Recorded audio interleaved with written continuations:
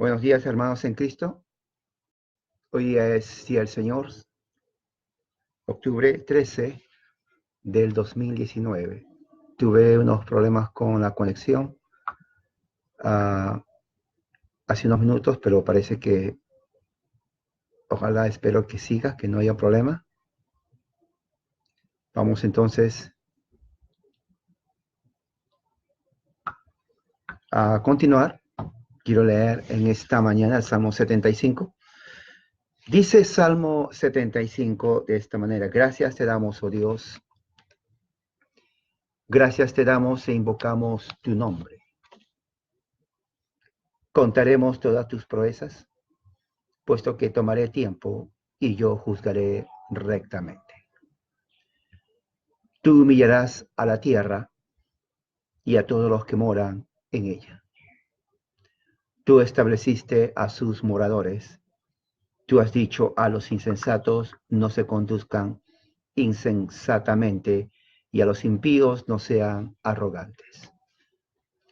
No levanten su frente en alto, ni hablen con el cuello erguido, porque el enaltecimiento no surge del occidente, ni del desierto montañoso. Porque Dios es el juez, a este humilla y a este enaltece. Porque la copa está en la mano de Yahweh, y llena de vino mezclado, perturbador. La inclina a uno y a otro. Tú colarás su sedimiento, y beberán todos los impíos de la tierra. Pero yo viviré para siempre, y cantaré salmos al Dios de Jacob. Quebrantaré todo el poderío de los impíos, pero el poderío de los justos será ensalzado. Y de esta forma, hermanos, vamos a hacer una oración.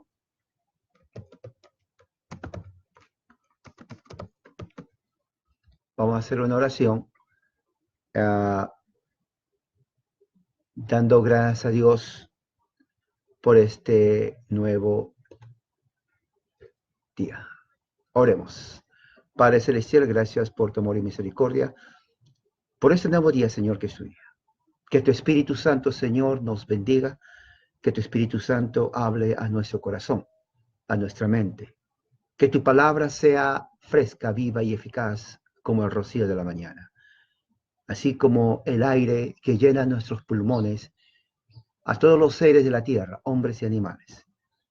Así, Señor, en tu creación que se goza de tus beneficios y providencia desde el principio de la creación.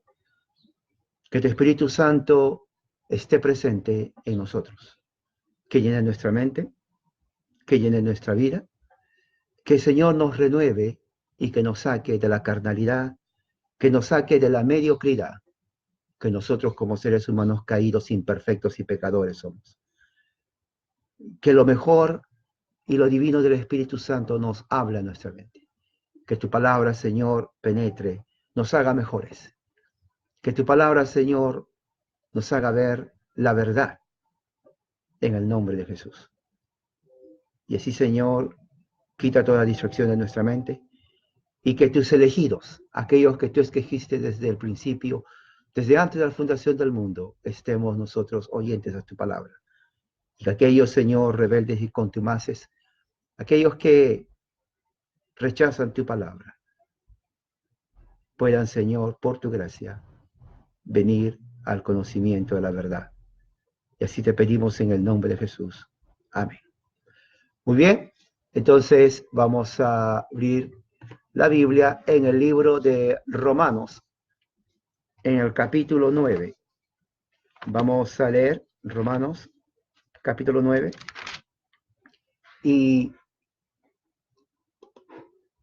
vamos a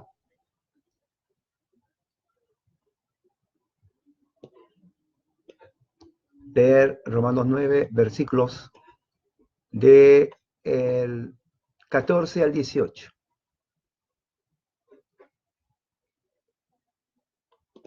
Romanos 9, del 14 al 18.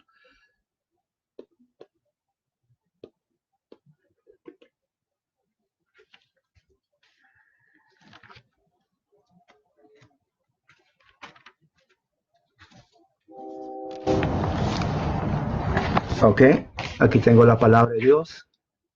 Sigan Romanos 9, del 14 al 18, dice así. ¿Qué pues diremos? ¿Acaso hay injusticia en Dios? De ninguna manera.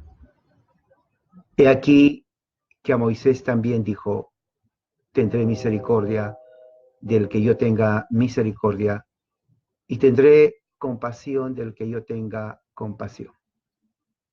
Así pues, no depende del que quiere, ni depende del que se esfuerza, sino que depende del Dios misericordioso. Porque según la Escritura, Él dice al faraón, para esto mismo te he levantado, para mostrar por medio de ti mi poder, y para que mi nombre sea proclamado por toda la tierra. De manera que Él muestra misericordia a quien quiere, y al que quiere, endurece. Esta es palabra de Dios. Y vamos entonces a pasar en este momento a la exposición de la palabra.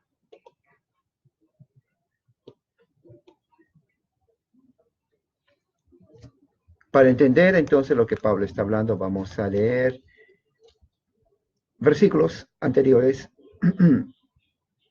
empezando con versículo 9, Romanos 9, versículo 9, para ver qué es lo que está hablando Pablo en este versículo 14. Entonces vamos a abrir la Biblia. 9, versículo 9. ¿Qué dice el versículo 9? Dice así, ya que esta es la palabra de la promesa. En este tiempo vendré y Sara tendrá un hijo. Y no solamente esto, sino que también Rebeca, al tener intimidad conyugal con uno, con nuestro padre Isaac, previo al nacimiento de sus hijos, sin que hubieran hecho ni bien ni mal, la elección de Dios fue dada a conocer de antemano para que permaneciera, no por las obras, sino por aquel que hizo el llamado, porque se dijo, el mayor será siervo del menor, como está escrito, a Jacob amé, pero a Esaú obedecí.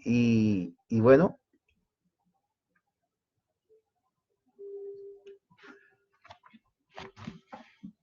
Pablo, hemos visto la semana pasada, está hablando al pueblo de Israel, a los judíos que son inconversos y también a los cristianos que, de acuerdo a la teología de Pablo, han sido llamados por Dios desde antes de la fundación del mundo.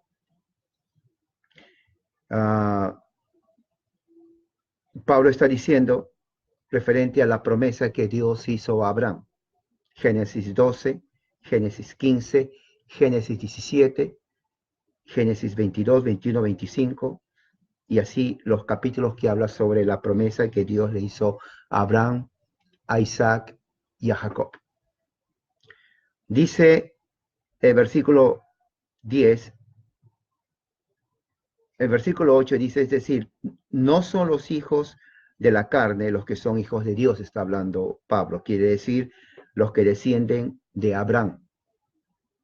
Los descendientes de Abraham no son los hijos de Dios. Fíjese lo que dice ahí. Sino que son los hijos de la promesa. O sea, Pablo está hablando acerca de dos descendencias. Una, la descendencia de la carne, y otro de la descendencia de la promesa. La descendencia de la carne no son hijos de Dios, sino los que son hijos de la promesa. Porque los que son considerados descendencia, quiere decir que aquellos que descendemos por la promesa somos los verdaderos hijos de Dios. Eso se tiene que tener en cuenta.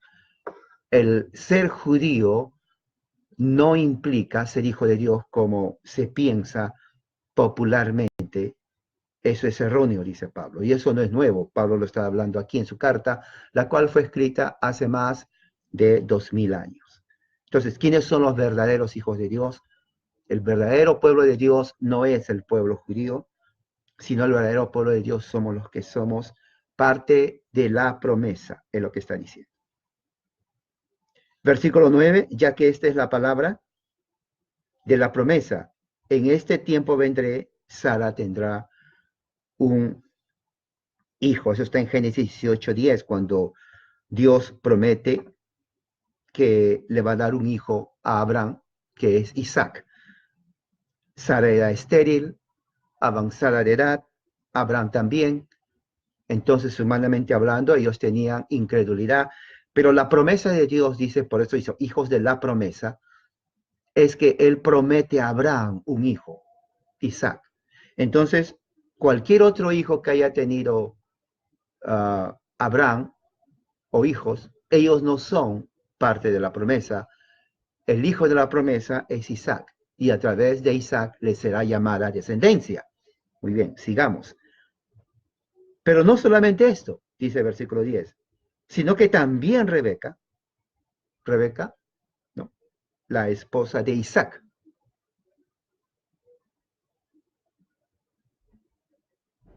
¿no?, tuvo intimidad con Isaac, el padre, el hijo de la promesa, y de allí nació o nacieron dos hijos, Esaú y Jacob.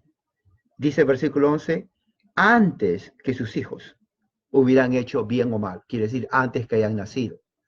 Dios ya había elegido, Dios había hecho su elección, de que en Jacob la promesa que le hizo a Abraham iba a continuar, no en Esaú. Y dice así, antes que hayan hecho bien y mal, la elección de Dios fue dada a conocer de antemano. Entonces, ¿qué es lo que está tratando de decir aquí Pablo? A los judíos y a los críticos, Pablo está diciendo, no es que Dios falló en que la nación de Israel haya creído en el Mesías, sino que desde el principio, dice Pablo, ya la promesa fue hecha de que aquellos que son solamente hijos de la promesa serán llamados el verdadero Israel, el verdadero judío, el verdadero pueblo de Dios. Entonces Dios le da la promesa a Abraham y dice que en Isaac, no en sus otros hijos, será llamada descendencia. Rebeca, esposa de Isaac, también estéril, y Dios le da para que tenga hijos, y tuvo dos. Viene a ser Jacob y Esaú. Pero la promesa pasa a Jacob, no a Esaú. Entonces vemos la promesa que va de Abraham, Isaac y Jacob. Por eso siempre va a ver que en todo el Nuevo y Antiguo Testamento existe la fórmula Abraham, Isaac y Jacob. Mis padres Abraham, Isaac. Ellos no dicen Abraham, Ismael o Esaú. Ellos no mencionan, la Biblia no menciona como parte del pacto a Ismael o a Esaú. Dicen Abraham, Isaac y Jacob, porque a través de ellos viene la promesa. ¿Ok? Eso ya lo escribí en un artículo anteriormente sobre la promesa que Dios trae a Abraham. Y dice, en este tiempo vendré, el cumplimiento de la promesa.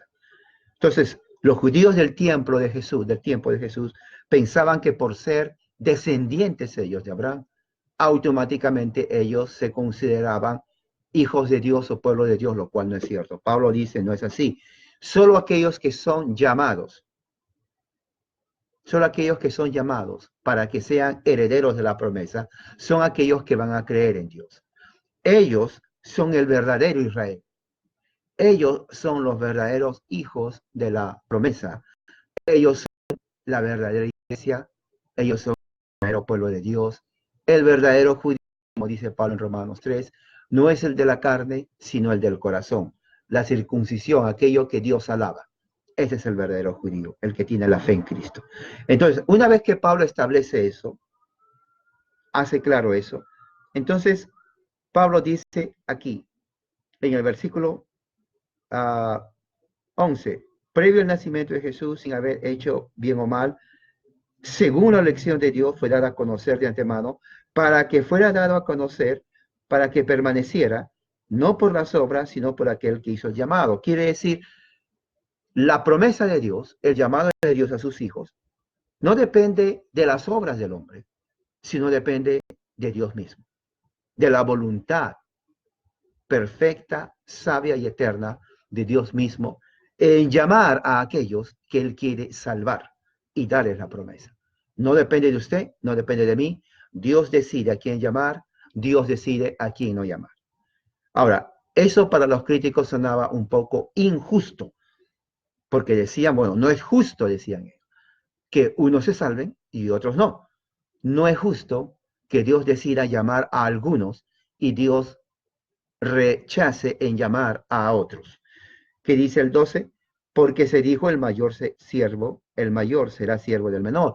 ¿Quién es el mayor? En este caso era Esaú, él fue el mayor, se convertirá en siervo del menor, que es Jacob, porque a Jacob se le fue dada la promesa. Dice, como está escrito, a Jacob amé, pero a Saúl aborrecí. Aborrecí. ¿Qué quiere decir eso? Quiere decir de que Dios pone su amor en Jacob y no en Esaú.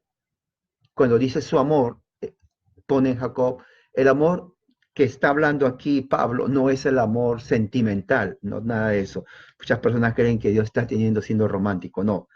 Amor en el aspecto bíblico aquí, en esta parte del contexto y en su etimología, significa elección, algo que uno prefiere sobre otra cosa. Eso es amor, ¿no? Por ejemplo, supongamos tengo aquí este marcador y este lapicero. Entonces, si a mí me dicen cuál quieres y yo digo, o prefiero el marcador, entonces yo prefiero el marcador y no el lapicero, lo pongo aquí. ¿Qué es lo que hice yo? Yo amé, porque preferí, amé al marcador y no al lapicero. Entonces se puede decir, yo amé al marcador y aborrecí al lapicero. Entonces, esa es la idea cuando dice la palabra amar. Y eso es en todas las escrituras. Generalmente en el Nuevo Testamento, cuando dice y el amor de Dios, está hablando la preferencia de Dios. La preferencia de Dios. En este caso, Dios prefirió a Jacob, elegir a Jacob. No porque hizo algo bueno, como dice el versículo 11. No, Dios no vio algo o un mérito bueno en Jacob. Él simplemente prefirió a Jacob. Quiere decir, amó a Jacob. Bueno, eso implica que al amar a Jacob, ya no amó a quién, a Esaú, y por lo tanto lo aborreció. Eso es lo que significa generalmente en este contexto. Entonces, de ahí ya viene el versículo 14 y dice, ¿qué pues diremos a esto? ¿A cuál? A lo que está hablando la elección de la promesa, la elección de Abraham, Isaac y Jacob, que Dios ama a Jacob, prefiere a Jacob sobre Ismael antes que hayan hecho bien o mal. Entonces la pregunta es, ¿qué vamos a decir a esto? Versículo 14. ¿Qué vamos a decir a esto? ¿No? Basado en lo que se expuso. Entonces, Pablo responde la pregunta que ellos estaban haciendo o acusándolo. ¿Acaso hay injusticia en Dios? Claro, porque cuando Pablo estaba enseñando esto, entonces muchos judíos, inclusive otros tal vez que eran cristianos, decían, bueno, no es justo. ¿Cómo Dios va a elegir a uno sobre otro? ¿Cómo Dios va a amar a uno y no al otro? ¿Por qué no ama a todos o por qué no odia a todos?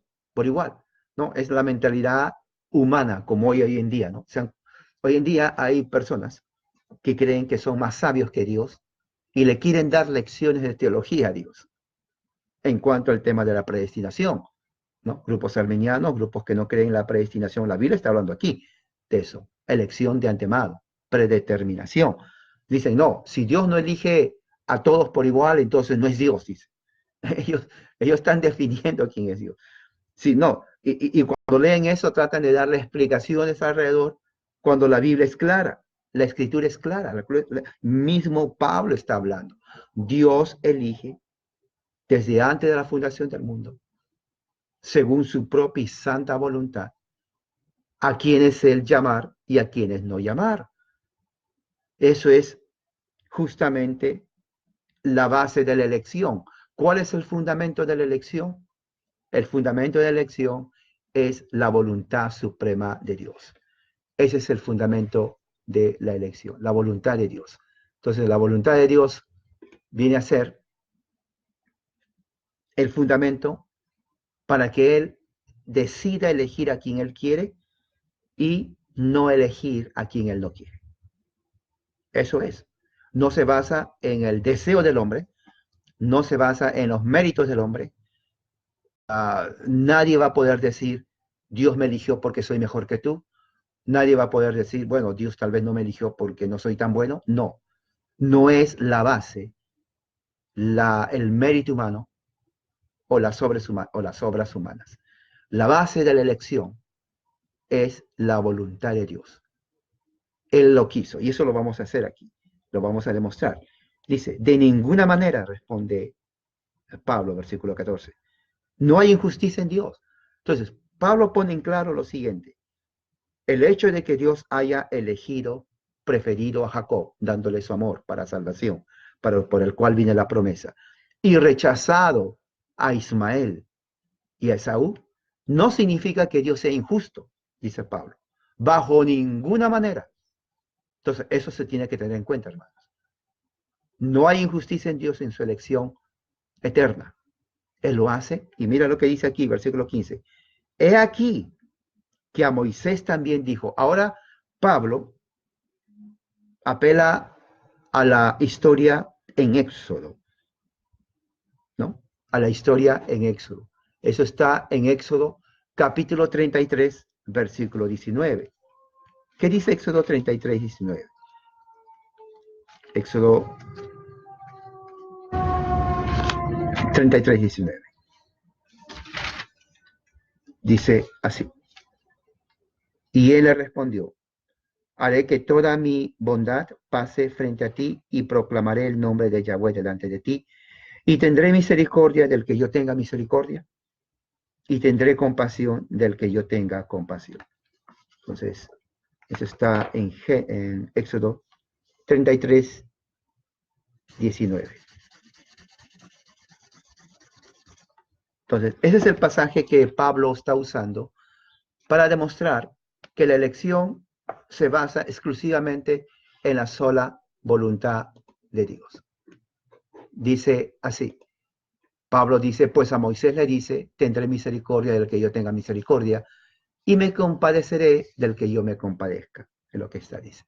Entonces, Pablo está enfatizando que la elección de Dios uh, en relación a quién dar su promesa descansa en su perfecta y santa voluntad. Eso es prácticamente el tema de estos textos. La elección de Dios descansa en la voluntad de Dios, a quien dar, mostrar su amor. Y justamente está aquí Éxodo 33, 19. ¿Qué más dice? Su misericordia, compasión y gracia no se basa en nada de lo que el hombre haga. O sea, Pablo está diciendo a los judíos, ustedes pueden querer cumplir la ley. Pablo demostró que no lo pueden hacer. Ustedes piensan que son celosos de la ley, pero sus obras no determinan la elección de Dios. Sus obras no determinan la elección de Dios, ni tampoco determina el rechazo de Dios al faraón, sus obras. Ni lo bueno ni lo malo. Dios, en su santa voluntad, decide él mismo ofrecer su misericordia a quien él quiere y retener su misericordia a quien él quiere. Por eso dice versículo 16, así que, o sea, es una conjunción de inferencia, ya que Pablo hace eso usando a Moisés como ejemplo de elegir en quién dar su misericordia, quién mostrar su amor. Pablo entonces concluye en el versículo 16, así que se deduce, por lo tanto, ahí mismo, en el versículo 16, que no depende del que quiere, ni del que corre, sino que Dios tiene misericordia. Ahora, dos pensamientos interesantes. Primeramente, cuando dice no depende del que quiere ni del que corre, está enfocándose al hombre. Toda persona, todo atleta que corre se esfuerza. Fíjese la ilustración. El atleta se tiene que preparar antes de competir. Tiene que alimentarse bien, tiene que hacer ejercicio, porque su meta es ganar. Su meta es ganar, por eso se prepara. Entonces, él depende de sí mismo, de su preparación física. Él sabe que si no se prepara bien, no va a correr bien y por lo tanto va a perder. Entonces, para que gane, depende de su preparación. Fíjese la analogía que está haciendo Pablo. Y es verdad, todo atleta, todo deportista tiene que prepararse bien mentalmente, olvidarse de todos los problemas, físicamente, alimentarse bien y también ejercicio. Estar físicamente apto para competir. Depende de él, depende de lo que él haga. Pablo dice, bueno, en la elección no es así. En la elección de Dios no depende del hombre su preparación.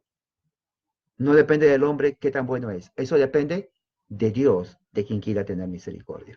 O sea, lo que en otras palabras está diciendo, si aplicamos el caso del atleta, el atleta puede prepararse físicamente, puede comer bien, puede tener una mente totalmente enfocada en ganar. Pero si Dios dice, ¿sabes qué? No me importa que hayas preparado bien, voy a escoger al que no se preparó. Y Dios le da la misericordia. Entonces, Pablo quiere que los judíos entiendan.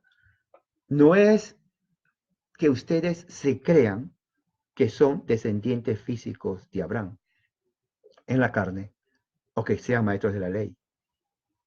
Lo que les va a garantizar que sean hijos de Dios es Dios mismo, la voluntad de Él, quien Él quiere dar.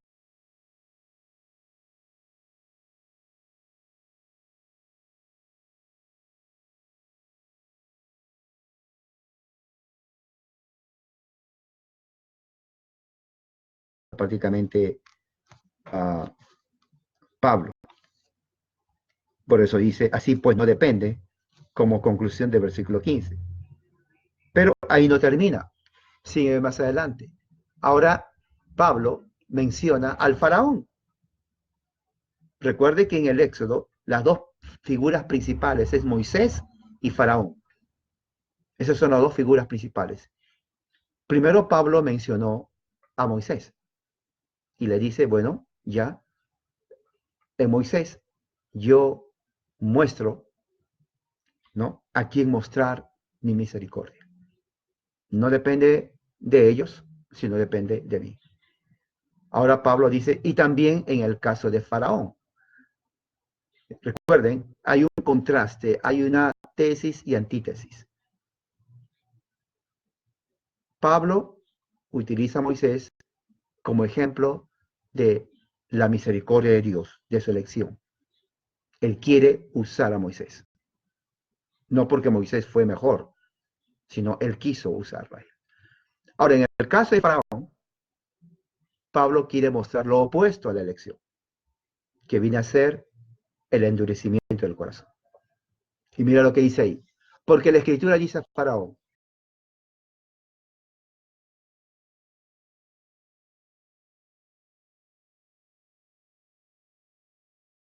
9, versículo 16. Dice así, estoy aquí ya, Éxodo 9, 16.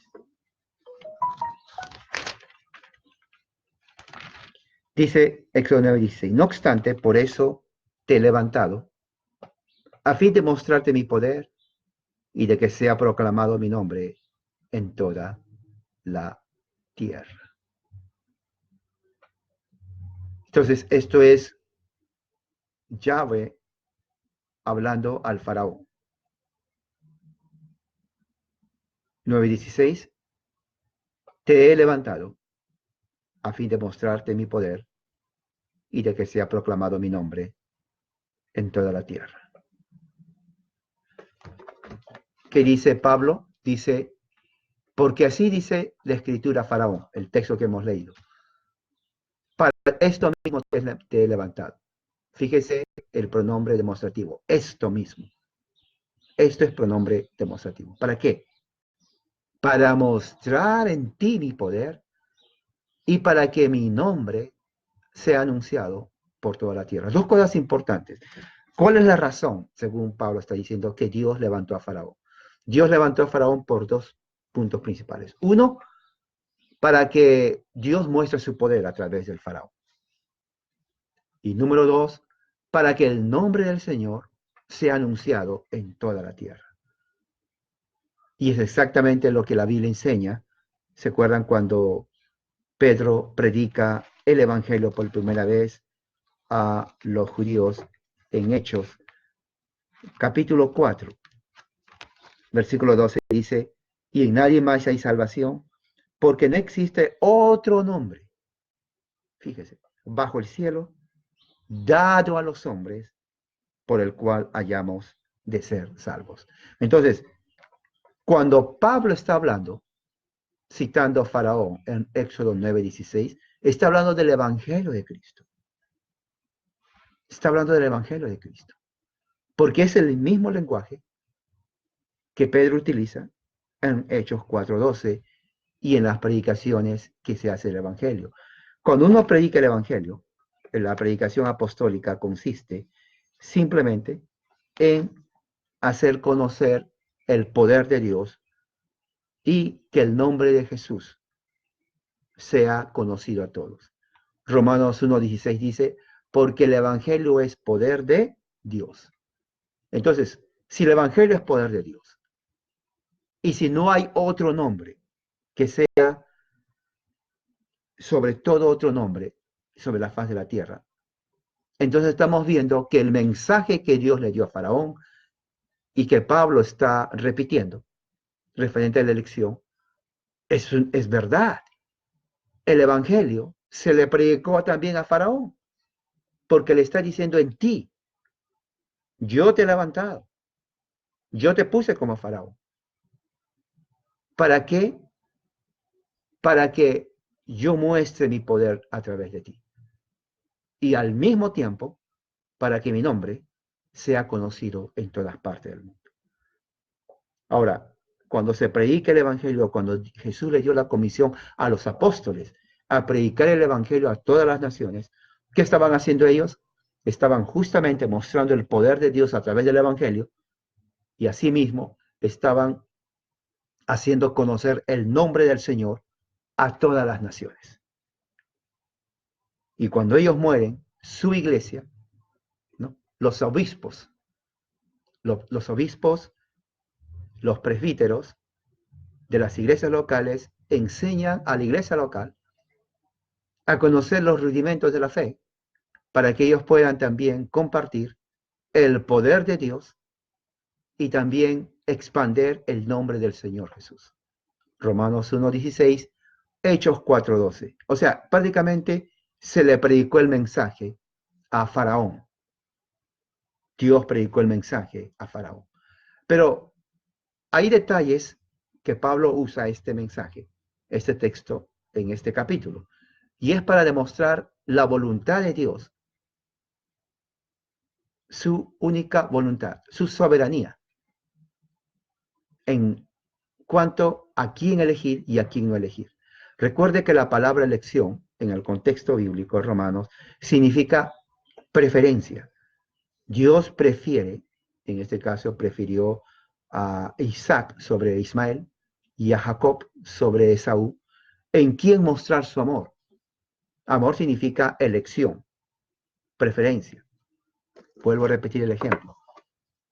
Dos objetos me dicen elegir a uno, yo digo prefiero el marcador, no el lapicero. ¿Qué es lo que acabo de hacer? Acabo de mostrar mi amor. ¿Por qué? Porque he preferido al marcador y no al lapicero. Eso es el amor. Si quieren resumir qué es el amor, esto es amor. Preferir uno algo sobre el resto. Es lo que está diciendo. Por eso cuando dice aquí, versículo 13, a Jacob amé, está diciendo, yo prefería a Jacob. Y a Esaú aborrecí. Bueno, al preferir a Jacob, ya no quiero, ¿entiendes? Ya no quiero a Esaú. Ahora, la razón de la elección, o la razón de su amor sobre Jacob, no fue porque Jacob fue mejor que Esaú o porque hizo buenas obras, nada de eso. Simplemente la soberana voluntad de Dios quiso escogerlo, nada más. Él quiso eso. Así que Pablo está respondiendo eso a los judíos, está diciendo, no se rompan la cabeza. No es que Jacob o Isaac fueron mejores. Dios quiso hacerlo. Se acabó, nada más. Su soberana voluntad. Él quiso escogerlos a ellos. Él no vio algo intrínseco bueno, porque lo dice aquí. Antes que hayan hecho el bien o el mal, él ya había hecho su promesa, ya había decidido quién va a ser. Entonces, con eso, Pablo estaba demostrando a los judíos que la elección de Dios para salvación, para que herede las promesas de Abraham, no depende en los méritos humanos. ¿Qué dice entonces de Faraón? Dice, porque la escritura dice el Faraón, yo te he levantado para mostrar por medio de ti mi poder y para que mi nombre sea proclamado a la tierra. ¿No? Entonces, otra vez dice, de manera que, versículo 18, otra conclusión, inferencia del versículo 17. O sea, Pablo está concluyendo, Pablo está demostrando con la Biblia. De manera que, de quien quiere, tiene misericordia. Por ejemplo, de Isaac y Jacob. De quien quiere. Dios quiso mostrar su amor en ellos. Y al que quiere endurecer, Faraón, endurece. Ahora, con esto Pablo termina su exposición en cuanto a la razón de la elección de unos y a la razón de que otros no son elegidos. Entonces, Pablo con esto demuestra, número uno, que la elección depende ultimadamente y solamente en la soberana voluntad perfecta de Dios. Dios elige desde antes de la fundación del mundo a quién mostrar su amor, a quién prefiere por sobre todo el resto. Y al mismo tiempo, al hacer eso, ¿no? Digamos que este está aquí, Dios prefiere solamente digamos, por sobre el resto. A él puso su amor. Amor significa elección, preferir. Prefiere a esto. A estos no los quiere. Entonces, no porque sea mejor, tal vez estos sean mejores, quién sabe, es Dios en su soberana voluntad que quiere hacerlo. Entonces, al elegir aquí, el resto ya no. Entonces, para ilustrar, Dios ilustra el caso de Moisés.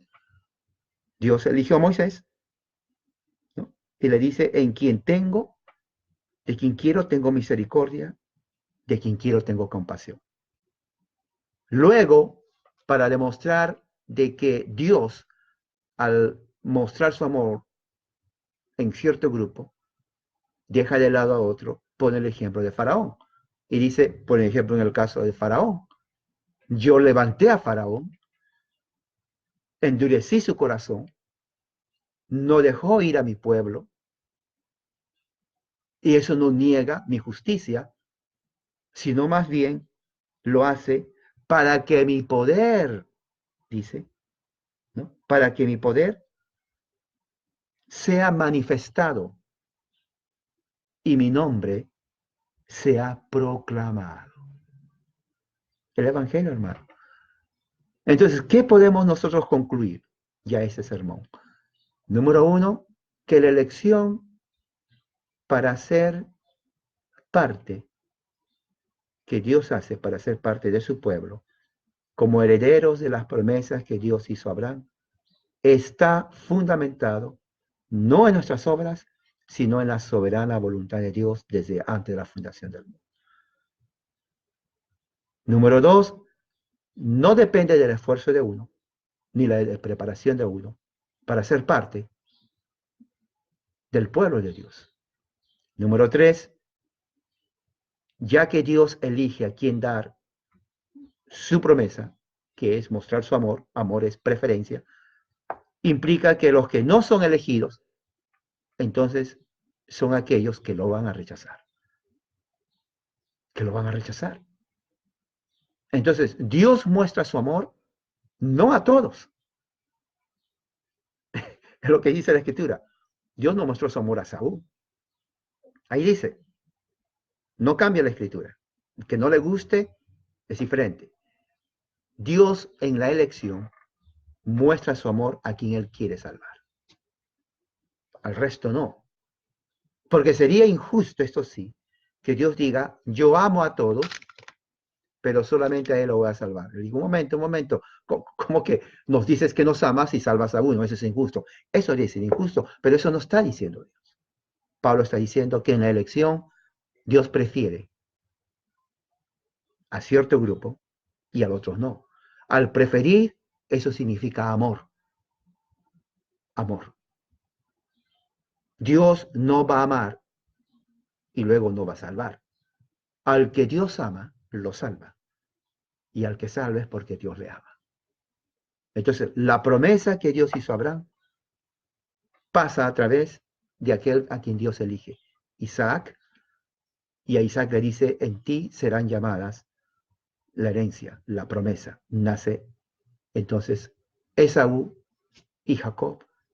Elige a Jacob y no a Esaú. Son hijos de la promesa. Entonces nosotros, para la iglesia, los que somos hijos de Dios, somos hijos de la promesa.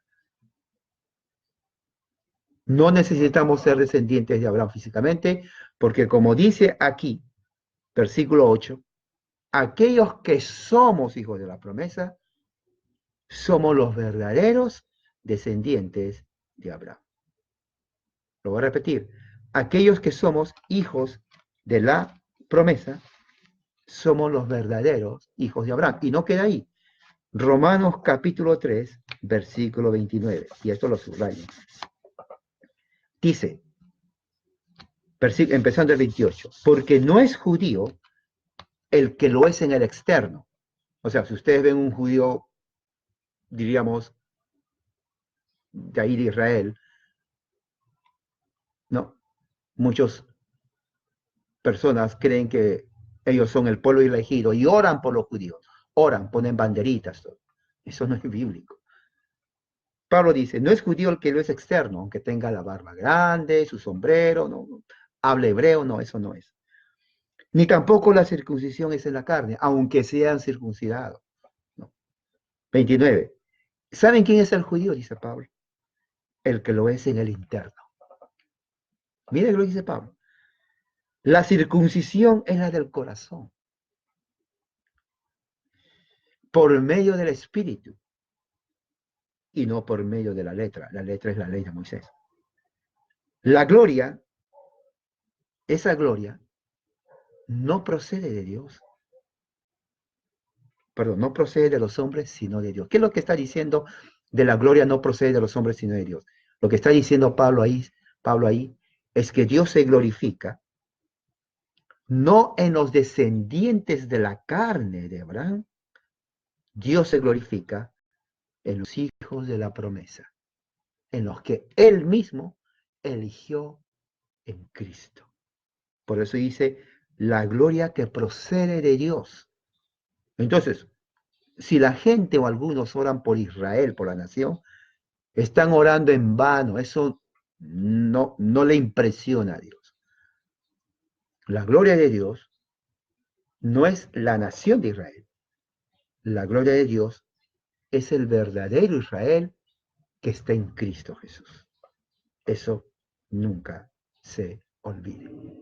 La cual es en base a su soberana promesa, a su soberana elección, de elegir a quien Él quiere mostrar su amor a quien Él quiere y de endurecer a quien Él quiere con el propósito de demostrar su poder y que se proclame su nombre en toda la tierra. Oremos. Padre Celestial, gracias por tu amor y misericordia. Y que en esta mañana tu palabra haya sido como un viento fresco que alimente nuestro espíritu. Que nuestra mente y corazón todo este día sea entregado a ti. Que tu palabra haya alimentado nuestro espíritu, crecido en gracia y en conocimiento de Cristo. Señor, a tus hijos que estamos en Cristo, protégenos. Y aquellos que rechazan tu palabra, Señor, ya están bajo tu ira, ya están condenados. Pero aquellos que de ese grupo todavía necesitan ser salvos, tráelos a tu pacto, para que también sean hijos de la promesa. En Cristo Jesús. Amén. Que la gracia y la paz sean todos ustedes